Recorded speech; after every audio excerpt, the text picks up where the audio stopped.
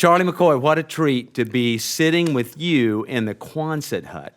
Yeah, this place has a special place in my heart, I'll tell you. Oh, my gosh. 1959 was the first time I walked in here. Let's give the people a little context. You walked in here after an audition, is that right? I walked in here for an audition. Oh. I was living in South Florida, met Mel Tillis one night. He heard me singing Chuck Berry, told me to come to Nashville and get me on records. Well, to be an artist. Yeah, I'm playing guitar. Right. That was like showing a steak to a wolf. And so the day after high school, I came here. Wow. And I went to the office, and they said, "Oh, well, we're sorry, Mel's out of town." Oh, of course. Right. You know, we didn't have cell phones in, and there were no interstates.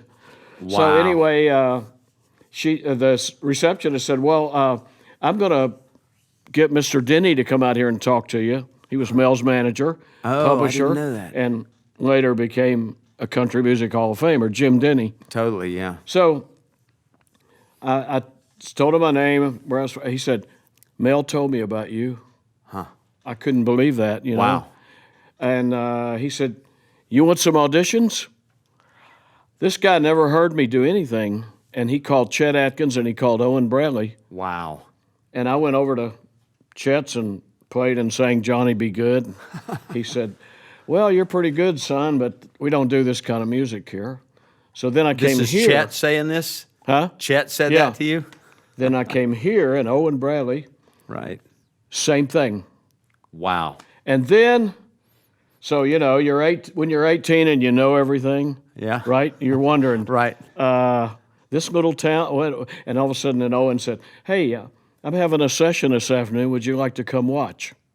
Huh. And yeah, why not? I mean, I had no place else to go, right? Right. Right. And he said, "Come back here at 1:30. So I came in, you come in the back door at 1:30. There used to be a stairway on that back wall that went up to an office upstairs. Huh. So when I got here, I was the only one in the room, but Owen and the engineer. And Owen said, "Sit about halfway up that stairway and you'll see exactly what we're doing here." Really? So I go up and I sit and I'm looking around. Okay, there's a bunch of microphones. There's a drum set, you know, piano. And all of a sudden I said, "Wait a minute. There are no music stands. Where are the music stands?" And I was really troubled about this. Then the musicians start coming in. You know, when you're 18, everybody looks old, right? And I thought, Right. God, who are these old guys? Then the artist came in, 13-year-old Brenda Lee. Whoa. That was the session that you observed? Yes. Brenda Lee. Yes.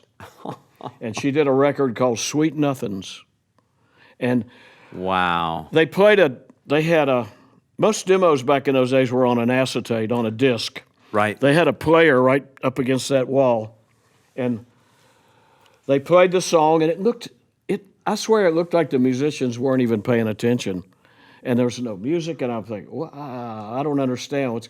Buddy, when I heard the first playback, it was like magic. I mean, magic. And at that moment, I said, "I don't want to sing. I want to do this."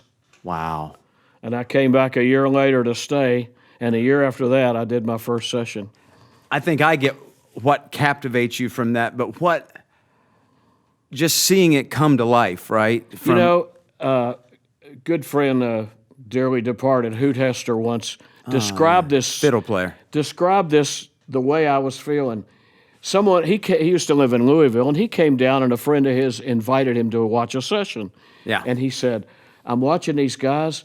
They're messing around. They're making fun of licks. They look like they're not paying attention. But when the red light came on, real men started to play." And that was exactly what I felt. And I thought, this is so amazing, you know. And Amazing. I went back to Florida, entered University of Miami, and all year, all I could think about was what I'd seen and heard up here. Wow. And before the school year was out, I dropped out. Is that right? Yep. You dropped out of college, and you told me your dad really wanted you to go to college. Yeah, my dad was heartbroken. He was mad and he was heartbroken, all the above, you know. Because that was the guarantee that you'd have a good Yeah, well, that was his job, dream. good life. And my my major was music education. So I was studying to be a music teacher, and I didn't really want to be a teacher, you know. Right. Absolutely. I don't want to teach. I want to play. Yeah. Some years later, he totally forgave me when I introduced him to Dolly Parton. Who wouldn't? Yeah, right.